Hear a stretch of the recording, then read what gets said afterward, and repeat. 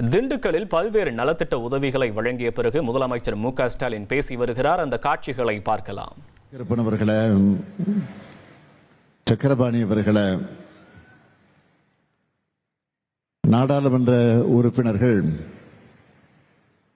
அருமை சகோதரி ஜோதிமணி அவர்களே, திரு சச்சிதானந்தம் அவர்களே, சட்டமன்ற உறுப்பினர்கள், அன்புக்குரிய தம்பி செந்தில்குமார் அவர்களே,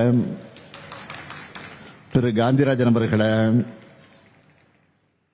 வாரியத்துடைய தலைவர் ரெங்கநாதன் அவர்களே, மாநகராட்சியினுடைய மேயர் இளமதி அவர்களே, கூடுதல் தலைமைச் செயலாளர் திரு அதுல் ஆனந்த் ஐஏஎஸ் அவர்களே, துவக்கத்தில் அனைவரையும் வரவேற்று மகிழ்ந்திருக்கக்கூடிய மாவட்ட ஆட்சித்தலைவர் திரு சரவணன் ஐஏஎஸ் அவர்களே, வருகை தந்துள்ள உள்ளாட்சி அமைப்புகளின் பிரதிநிதிகளே, அரசு உயர் அலுவலர்களே, நலத்திட்ட உதவிகளை பெறுவதற்காக வந்துள்ள என் அன்புக்குரிய பயனாளி பெருமக்களே, என்னுடைய பாசத்திற்கும் பேரன்பிற்கும் உரிய மகளிர் சுய உதவிக்குழுவை சார்ந்திருக்கக்கூடிய எனது அருமை தாய்மார்களே, சகோதரிகளே, பத்திரிகை மற்றும் ஊடகத்துறை சார்ந்த நண்பர்களே, உங்கள் அனைவருக்கும் என்னுடைய அன்பான வணக்கத்தை நான் தெரிவித்துக் கொள்ள விரும்புகிறேன். திண்டுக்கல் புரட்சியின் பெயர், எழுச்சியின் பெயர், வீரத்தினுடைய பெயர். வரலாற்றை புரட்டி பார்த்தா பிரிட்டிஷ் படைகளுக்கு எதிரான போராடின வேலு நாச்சியாரும் மருது சகோதரர்களும் ஊமத்துறையும் தங்களோட அடுத்த கட்ட போராட்டத்தை நடத்துறதுக்கு திட்டமிட்ட ஊர்தான் இந்த வீரத்தினுடைய விளைநிலமாக இருக்கக்கூடிய இந்த திண்டுக்கல். சிறந்து நிற்கும் சிங்கங்கள் என்று தன்னுடைய படை வீரர்களை அழைச்ச ஐதர் அலியும் 200 ஆண்டுகள் ஆடுகளைப் போல வாழ்வதை விட 2 ஆண்டுகள் புலியாக வாழ்வதே மேல்னு கம்பீரம் காட்டிய திப்பு சுல்தானும் நடமாடிய இடம் இந்த திண்டுக்கல். மருதுபாண்டியர், வீரபாட்சி கோபால் நாயக்கர், ஊமைத்துறைன்னு மூவரும் சேர்ந்து திண்டுக்கல் பழனி மலையில் 4000 வீரர்களை இணைச்சிக்கிட்டு போரிட்டாங்க. அப்படிப்பட்ட தீரர்கள் வாழ்ந்த இந்த திண்டுக்கல் மாவட்டத்தில் உங்களை எல்லாம் சந்திப்பதில் நான் அளவு கடந்த மகிழ்ச்சி அடைகிறேன், பெருமை அடைகிறேன். ஆங்கில புத்தாண்டை கொண்டாடிவிட்டு தமிழர் திருநாளாம் பொங்கல் நாளை வரவேற்க காத்திருக்கக்கூடிய உங்களுக்கு இனிப்பான சக்கரை பொங்கலை போல அறிவிப்பை வழங்கிட்டு தான் இங்க வந்திருக்கிறேன். எங்களை பொறுத்தவரையில் இது ஐபி மாவட்டம்.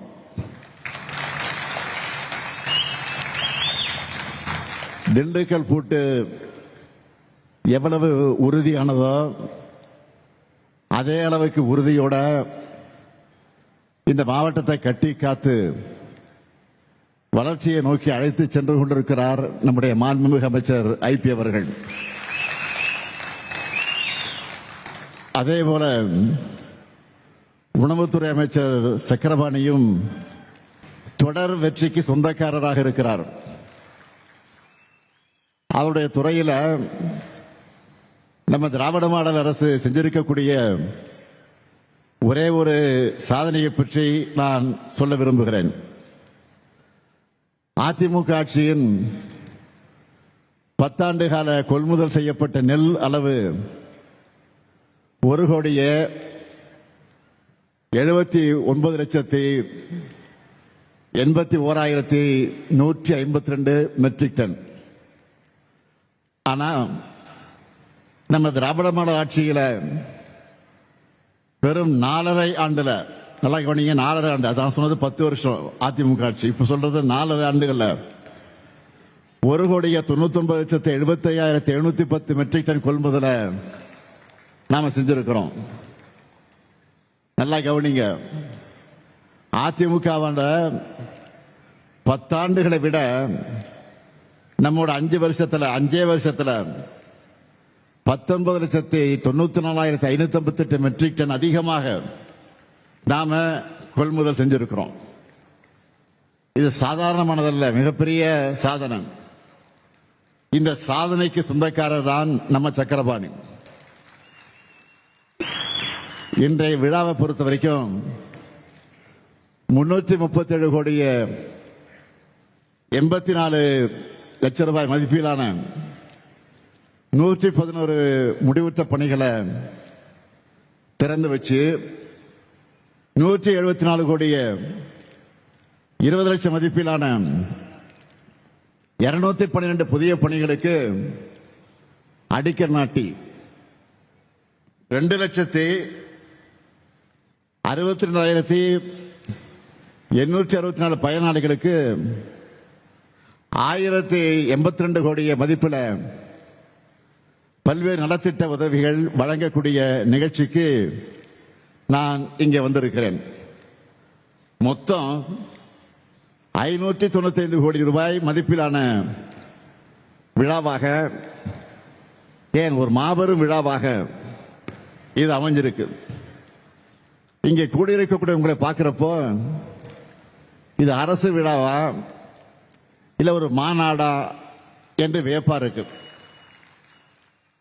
அந்த அளவுக்கு இந்த விழாவை மிக சிறப்பாக ஏற்பாடு செஞ்சிருக்கக்கூடிய நம்முடைய மாண்புமிகு ஐபி அவர்களுக்கும் மாண்புமிகு அமைச்சர் சக்கரபாணி அவர்களுக்கும் அவருக்கு துணை நிற்கக்கூடிய மாவட்ட ஆட்சியர் திரு சரவணன் ஐஏஎஸ் அவர்களுக்கும் அதேபோல மாவட்டத்தில் இருக்கக்கூடிய அரசு அலுவலர்களுக்கும் என்னுடைய பாராட்டுக்களையும் வாழ்த்துக்களையும் நான் தெரிவித்துக் கொள்ள விரும்புகிறேன். உங்க முகங்கள்ல மகிழ்ச்சியை பார்க்கணும்னு தான் ஏராளமான திட்டங்களை நாங்க செஞ்சுக்கிட்டு இருக்கிறோம். நகரங்களுக்கு இணையா கிராமங்களுடைய உட்கட்டமைப்பையும் வளரணும். இந்த சமச்சீரான வளர்ச்சி தான் நம்முடைய திராவிட மாடலுடைய இலக்கணம். அதுக்கு அடிப்படையான பணிகளை செஞ்சு திராவிட மாடல் கொள்கையை வலிமைப்படுத்தி வருகிறார் நம்முடைய ஐபி அவர்கள். இந்த மாவட்டத்துக்கு வந்த உடனே நம்ம திராவிட மாடல் ஆட்சியில் செய்யப்பட்டிருக்கக்கூடிய திட்டங்களை பற்றி நான் அவரிடத்தில் கேட்டேன். உடனே பெரிய லிஸ்ட ஐபி அவர்கள் என்னிடத்தில் கொடுத்தார். அதில் சில முக்கியமான சில பணிகளை மட்டும் நான் ஹைலைட்டா சொல்ல விரும்புறேன். கலைஞர் கனவு இல்ல திட்டம் மூலமா 10,000 வீடுகள் திண்டுக்கல் மாவட்டத்தில் கட்டப்படுது. அதுல 6,915 வீடுகள் கட்டி தந்தாச்சு. ஊரக வளர்ச்சித்துறை மூலமா திண்டுக்கல் மாவட்டத்தில் 29,000 ஊரக வளர்ச்சித்துறை மூலமா மட்டும் திண்டுக்கல் மாவட்டத்தில் 1,29,000 பணிகள் நிறைவேற்றப்பட்டிருக்கு. இதனுடைய மொத்த மதிப்பு 3,500 கோடி ரூபாய்.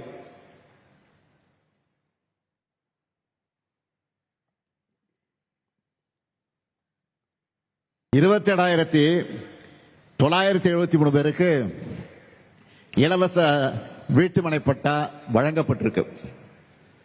இந்த நிகழ்ச்சியில 1,00,000 பேருக்கு இலவச வீட்டுமனை பட்டா வழங்கப்பட இருக்கு. நான் பெருமையோடு சொல்றேன், தமிழ்நாட்டிலேயே திண்டுக்கல் மாவட்டத்தில் தான் அதிகப்படியான பட்டாக்களை வழங்குகிறோம். நகர்ப்புற பகுதியில் 2,605 பேருக்கு பட்டா வழங்கப்பட்டிருக்கு. நான் முதல்வன், புதுமை பெண், தமிழ் புதல்வன், கல்லூரி கனவு ஆகிய திட்டங்களின் மூலமா உயர்கல்வியில் சேரும் மாணவர்களின் எண்ணிக்கை 82 விழுக்காட்டிலிருந்து 99 விழுக்காடா உயர்ந்திருக்கு. 72,896 குழந்தைகள் காலை உணவு திட்டத்தில் சத்தான சுவையான உணவை சாப்பிடுறாங்க.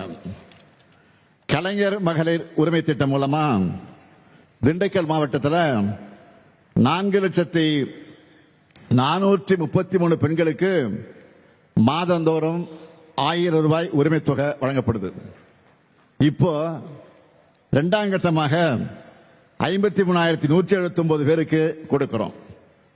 புதுமை பெண் திட்டத்தில் 11,858 மாணவிகளுக்கு மாதந்தோறும் 1000 ரூபாய் கிடைக்குது. தமிழ் புதல் திட்டத்தில் 8,984 மாணவர்களுக்கு மாதந்தோறும் 1000 ரூபாய் கிடைக்குது. 6,64,000 பேர் மக்களை தேடி மருத்துவ திட்டத்தில் இன்றைக்கு பயனடைந்து கொண்டிருக்கிறார்கள்.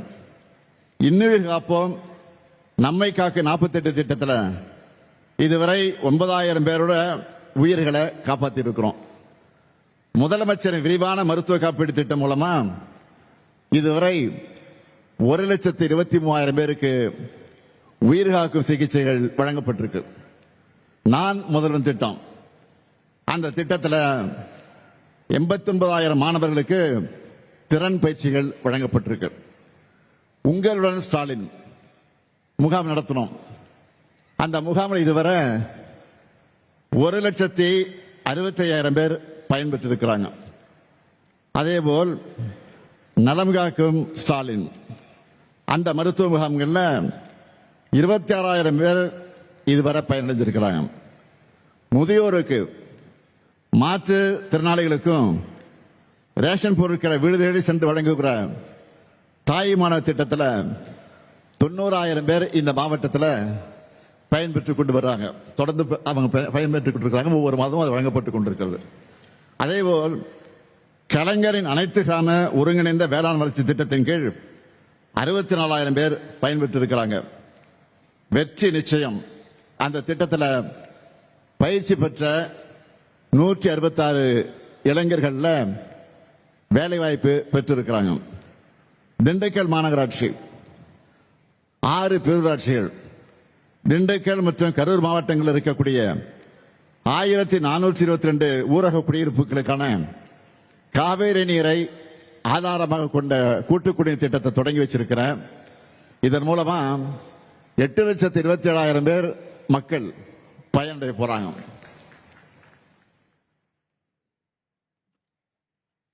அடுத்து பின்னாலப்பட்டி பாளையம் சித்தையன்கோட்டை வத்தலகுண்டு பேரூராட்சிகளில் புதிய பேருந்து நிலையங்கள் கட்டப்பட்டிருக்கு.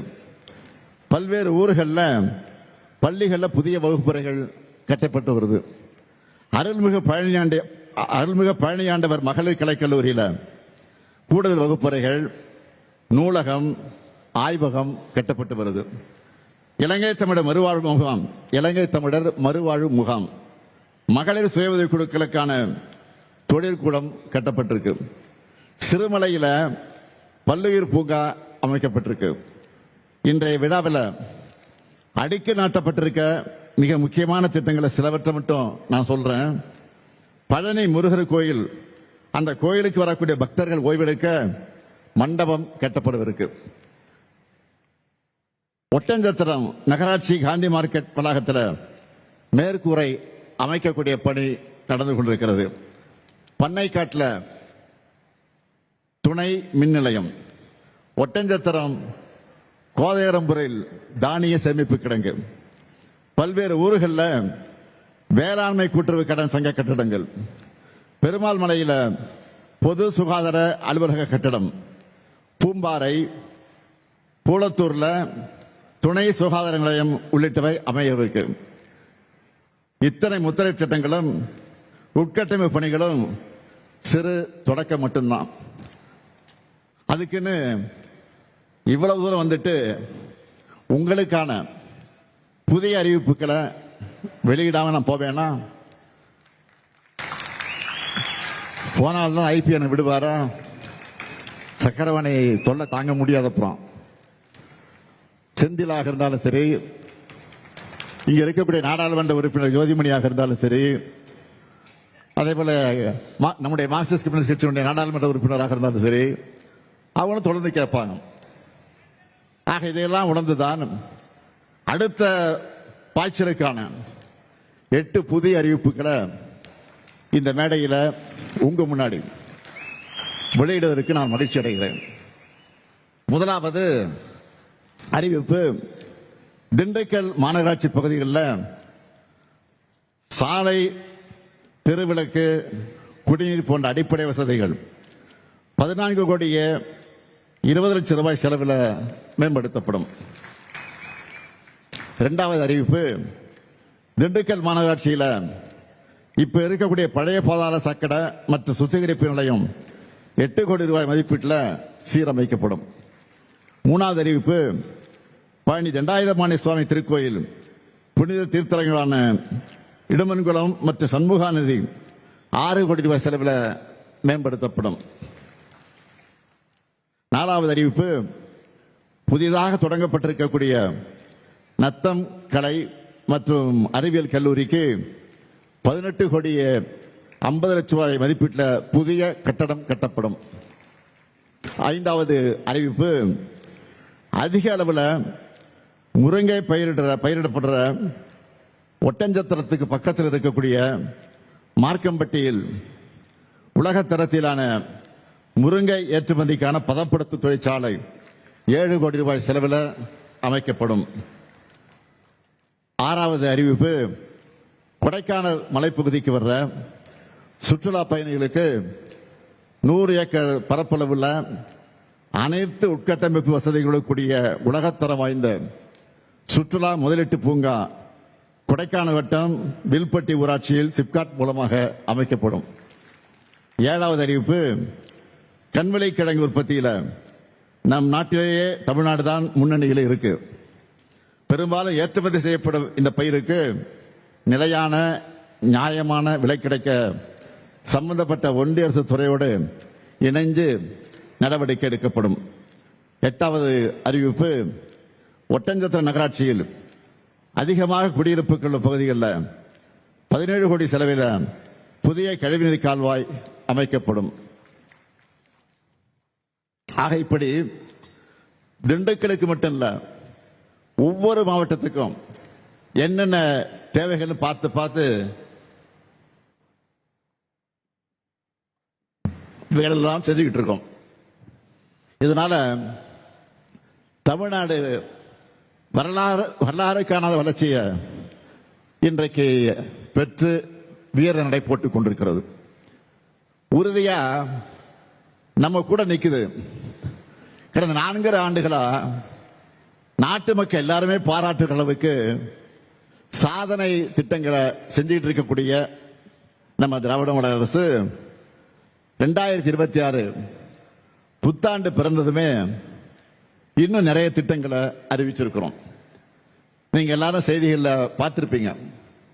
அரசு ஊழியர்களோட 22 ஆண்டு கால கோரிக்கையான பழைய ஓய்வூதிய திட்டத்தை தமிழ்நாடு உறுதியளிக்கப்பட்ட ஓய்வு திட்டம் என்ற பெயரில் செயல்படுத்த நான் ஆணையிட்டு இருக்கிறேன். அரசு ஓய்வூதியம் என்பது அரசு பணியாளர்கள் மற்றும் ஆசிரியர்கள் ஓய்வுக்கு பிறகும் அவங்களுடைய வாழ்நாள் முழுவதும் மட்டுமல்ல, அவங்க வாழ்க்கை துணையோட வாழ்நாள் முழுக்க தொடர வேண்டிய சமூக பாதுகாப்பு, அதையும் மறுபடியும் நாம உறுதி செஞ்சிருக்கிறோம். இதன் மூலமா நிச்சயமற்ற எதிர்காலம் என்ற நிலையிலிருந்து நம்பிக்கை அளிக்கிற எதிர்காலத்தை நாம் உருவாக்கி இருக்கிறோம். இப்போ அரசு ஊழியர்கள் கொடுக்கிற பேட்டியெல்லாம் நீங்க பார்த்திருப்பீங்க. என்ன சொல்றாங்க? எங்க ஓய்வு கால வாழ்க்கைய முதலமைச்சர் அர்த்தமுள்ளதாக மாற்றி இருக்கிறார். இந்த அறிவிப்பு மூலம் 6.5 லட்சம் பேர் வாழ்க்கையில முதலமைச்சர் ஒளியேற்றி வச்சிருக்கிறார் என்று மகிழ்ச்சியோடு சொல்றாங்க. இன்னொரு பக்கம் நாட்டில் சாமானிய மக்கள் ஒருத்தர் கூட நிம்மதியா இருக்கக்கூடாதுன்னு நினைக்கிற ஒரு கூட்டம் இருக்கு. அவங்க என்ன சொன்னாங்க, இந்த திட்டத்தை எல்லாம் செய்யவே முடியாதுன்னு சொல்லிட்டு இருந்தாங்க. ஆனா நாம செஞ்சு காட்டியிருக்கிறோம். அதே போல அடுத்த முக்கிய அறிவிப்பு, தமிழ்நாட்டில் இருக்கக்கூடிய 2,22,91,710 அரிசி அட்டைதாரர்கள் தமிழர் திருநாளாக இருக்கக்கூடிய பொங்கல் நாளை கொண்டாட 3,000 ரூபாய் வழங்கப்படும் என்று அறிவிச்சிருக்கிறோம்.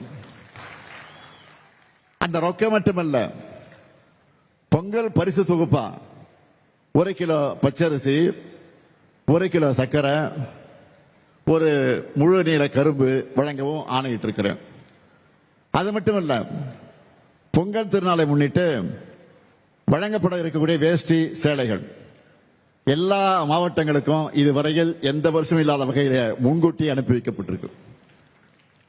நாளை நான் சென்னையில் பொங்கல் தொகுப்பு வழங்குவதை தொடங்கி வைக்க இருக்கிறேன்.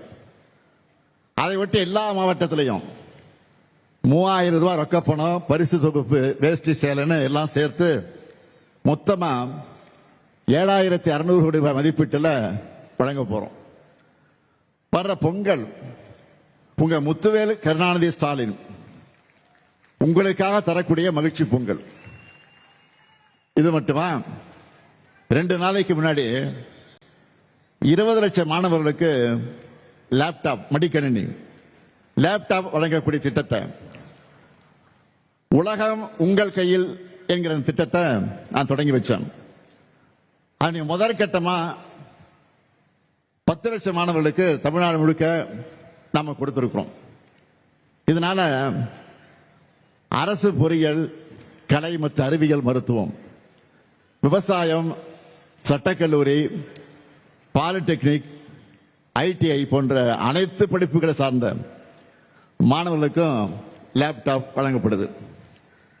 டெல், ஏசர், HP போன்ற உலக தரமான கம்பெனிகளோட லேப்டாப்பை தான் நம்ம மாணவர்களுடைய கைகளில் நம்ம கொடுத்திருக்கிறோம். நீங்க நல்லா படிங்க, மற்ற எல்லாத்தையும் நான் பார்த்துக்கிறேன்னு உலக உங்கள் கையில நான் சொல்லியிருக்கேன், நிகழ்ச்சியில் சொல்லியிருக்கிறேன். ஆனா கடந்த ஆட்சியில இந்த திட்டத்துடைய நிலைமை என்ன? 2019ஆம் ஆண்டு பழனிசாமி அவர்கள் முதலமைச்சராக இருந்தப்போ மாணவர்களுக்கு லேப்டாப் வழங்குற திட்டத்தை நிறுத்திட்டாரு. எப்போ? 2019ஆம் ஆண்டு நிறுத்திட்டார். அப்ப அதுவும் CAG அறிக்கை என்ன சொல்லிச்சு தெரியுமா? 68 கோடி ரூபாய் மதிப்பில் வாங்கப்பட்ட 55,000 லேப்டாப்புகளை வீணடிச்சுட்டாங்கன்னு CAG அறிக்கையில வெட்ட வெளிச்சமாக சொன்னாங்க. அதிலே வெளியிடப்பட்டிருக்கு.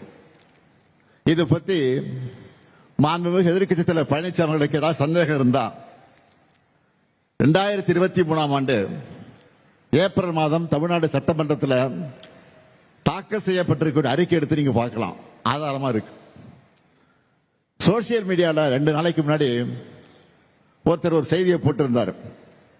என்னன்னா, பொங்கல் பரிசா எல்லா குடும்பங்களுக்கும் 3,000 ரூபாய், மகளிர் உரிமை தொகையாக ஒரு 1,000 ரூபாய், புதுமை பெண் திட்டத்தில் மாணவியருக்கு 1,000 ரூபாய், தமிழ் புதல் திட்டத்தில் மாணவர்களுக்கு 1,000 ரூபாய், விடியல் பயணம் மூலமா மாதந்தோறும் 1,000 ரூபாய் சேமிப்பு, மாணவ மாணவியருக்கு ஏறக்குறை 20,000 ரூபாய் மதிப்பீட்டில் லேப்டாப், அரசு ஊழியர்களுக்கு ஓய்வூதியம், பொங்கல் போனஸ் என தைப்பொங்கலை முன்னிட்டு தமிழ்நாட்டின் ஒவ்வொருத்தருக்கும், ஒவ்வொரு குடும்பத்துக்கும் பல 1,000 ரூபாயும் பொங்கல் பரிசுகளும் கிடைக்க போகுதுன்னு அதுல சொல்லியிருந்தாங்க. இப்படி நம்ம விடியல் ஆட்சியில ஏதாவது ஒரு திட்டத்தில் எப்படியாவது எல்லாருக்கும் பயன் கிடைச்சிடுது. மக்கள் நலனுக்காக நாம் செய்யப்படுகிற திட்டங்களை குறை சொல்ல முடியாதவங்க இல்லாத பிரச்சனைகளை எல்லாம் உருவாக்கி குளிர் காயிலாம்னு நினைக்கிறாங்க. அண்மையில் மாண்புமிகு ஒன்றிய உள்துறை அமைச்சர் அமித்ஷா அவர்கள் தமிழ்நாட்டுக்கு வந்தார். செய்திகள்லாம் பார்த்திருப்பீங்க, அவர் பேசுனதெல்லாம் பார்த்திருப்பீங்க. அவர் அமித்ஷாவா இல்ல அவதூறு ஷாவான்னு டவுட் வருது. அந்த அளவுக்கு உண்மைக்கு புறம்பா பேசிட்டு போயிருக்காரு. தமிழ்நாட்டில் இந்து சமய நம்பிக்கைகள் வழிபாட்டு உரிமைகளுக்கு முடிவு கட்டும் வகையில் நம்முடைய தமிழ்நாடு செயல்படுதுன்னு அமித்ஷா அவர்கள் பேசிட்டு போயிருக்காரு. இதற்காக என்னுடைய கடுமையான கண்டனத்தை உங்கள் மூலமாக, இந்த விழாவின் மூலமாக, இந்த நிகழ்ச்சியின் மூலமாக நான் தெரிவிச்சுக்கிறேன். அவருக்கு தமிழ்நாட்டில் என்ன நடக்குதுன்னு தெரியல போல. நம்ம அரசு பொறுப்பேற்றதிலிருந்து இப்ப வர சுமார் 4000 திருக்கோயில்களில் குடமுழுக்கு, அதாவது அவருக்கு புரிகிற மொழியில சொல்லணும்னா கும்பாபிஷேகம் நடத்தியிருக்கோம். இப்படி ஒரு சாதனையை நீங்க ஆளுகிற பாஜக மாநிலங்களை செஞ்சிருக்கீங்களா? கண்டிப்பா இருக்காது. அது மட்டும் இல்ல, 997 திருக்கோயிலுக்கு சொந்தமான 7,701 கோடி ரூபாய் மதிப்பிலான 7,655 ஏக்கர் நிலங்களை மீட்டு இருக்கும். உண்மையான பக்தர்கள் நம்ம அரசை பாராட்டுறாங்க. தலைமை செயலகத்தில் வாரத்தில் எப்படியாவது 2 நாள் இந்து சமய அறநிலையத்துறை பணிகளை நான் தொடங்கி வச்சு அந்த விழாவில் பங்கேற்கிறேன். நம்ம ஆட்சியில இந்து சமயம் சார்ந்து என்னென்ன செஞ்சிருக்கோம்னு ஒரு நாள் முழுக்க பேசுற அளவுக்கு சாதனைகள் பெரிய லிஸ்டே இருக்கு. அதனால்தான் பக்தர்கள் விரும்பக்கூடிய ஆட்சியாக தான் திராவிட மாடல் ஆட்சி இருக்கு. ஆன்மீக பெரியவர்கள் விரும்பும் ஆட்சியா இருக்கு. அனைத்து சமயத்தவர்கள் நம்பிக்கைக்கும் மதிப்பளித்து அவன் மத உரிமைகளை காப்பாற்றுகிற ஆட்சியா நடத்திக்கிட்டு வரோம். இப்படிப்பட்ட தமிழ்நாட்டில் இந்துக்களுடைய உரிமைகள் பறிக்கப்படுறதா துளியும் உண்மையில்லாத குற்றச்சாட்டை உள்துறை அமைச்சர் சொல்வது அவருடைய பதவிக்கு கண்ணியம் அல்ல. உண்மையை சொல்லணும்னா, கலவரம் செய்யவும் குழப்பம் எடுத்தவும் நினைக்கிறவங்களோட எண்ணம் தான் தமிழ்நாட்டில் ஈடுறல. அது இனியும் நடக்காது, நடக்க விட மாட்டோம். இந்த ஸ்டாலின் இருக்கிற வரை அது நடக்கவே நடக்காது. வெளிப்படையா சொல்லணும்னா, ஒரு சிலர் இங்க இப்படி பேசி வட மாநிலங்களில் வெறுப்பு பிரச்சாரம் பண்ணலாமா என்பதுதான் நம்மளுடைய எண்ணம். தமிழ்நாடு வந்த உள்துறை அமைச்சர் அவதூறு மட்டும் பரப்பிட்டு போகல, ஒரு நல்ல காரியத்தையும் பண்ணிட்டு போயிருக்காரு. நாம கேட்க வேண்டிய கேள்வியை அவரே கேட்டுட்டாரு. நம்மோட வேலையை அவர் ஈஸியாக்கிட்டாரு. அதுக்காக நான் அவருக்கு நன்றி சொல்ல விரும்புகிறேன். தமிழ்நாட்டில் மோடி ஆட்சி அமையணுமா வேணாமான்னு மக்களை பார்த்து அமித்ஷா கேட்டிருக்காரு. ஐயா, இதையே தான் நாங்கள் சொல்றோம். 2026 தேர்தலின் போது தமிழ்நாட்டை நாங்க ஆளணுமா இல்ல எங்கேயோ டெல்லியிலிருந்து நமக்கு சம்பந்தம் இல்லாதவங்க ஆளணுமா முடிவு செய்வதுதான் தேர்தல். இது தமிழர்களின் சுயமரியாதைக்கு விடப்பட்டிருக்கக்கூடிய சவால். அதிமுக கூட்டணிக்கு வாக்களிச்சா பாஜக தான் தமிழ்நாட்டை ஆளணும்னு நாங்க சொல்லி புரிய வைக்க வேண்டிய அவசியம் இல்லை. அமித்ஷா அவர்கள் நேரடியாகவே ஒப்புதல் வாக்குமூலம் தந்திருக்கிறார். நீட்டை விடாப்பிடியாக திணிக்கிற, தமிழ்நாட்டுக்கான கல்வி நிதியை விடுவிக்காம தேசிய கல்விக் கொள்கையை திணிக்கிற, தொகுதி மறுவரை என்கிற பேர்ல தமிழ்நாட்டின் ஜனநாயக வலிமையை குறைக்கிற, வடமாநிலங்களை தமிழர்களை கொச்சைப்படுத்துகிற பிஜேபி ஆட்சி அமையதான் எதிர்க்கட்சித் தலைவர் பழனிசாமி பாடுபடுகிறார். அம்மையார் ஜெயலலிதா அவர்களுடைய மறைவுக்கு பிறகு தமிழ்நாட்டில் பாஜகவோட பிராக்சி ஆட்சி நடந்துச்சு. கடந்த 5 ஆண்டுகளாக தான் அதிலிருந்து நாம் தமிழ்நாடு மீண்டும் தலைநிமிர ஆரம்பிச்சிருக்கிறோம். இப்ப நேரடியாகவே பாஜக ஆட்சியை சொல்லிட்டு வராங்க. 11 ஆண்டுகளா ஒன்றியத்தில் நடக்கக்கூடிய என்டிஏ ஆட்சியில தமிழ்நாட்டுக்காக ஒரு துரும்பை கூட கிள்ளி போடாத உங்களை தமிழ்நாட்டு மக்கள் நம்ப தயாராக இல்லை. 2019, 2021, 2024 கடந்த 3 தேர்தல்களையும் படுதோலை பரிசா தந்ததும் உங்களுக்கு இது புரியலையா? தமிழ்நாட்டுக்கு ஓரவஞ்சப்பட்டதை நீங்க மாத்திக்காதப்ப தமிழர்கள் மட்டும் தங்களுடைய முடிவை மட்டும் எப்படி மாத்திக்குவாங்க?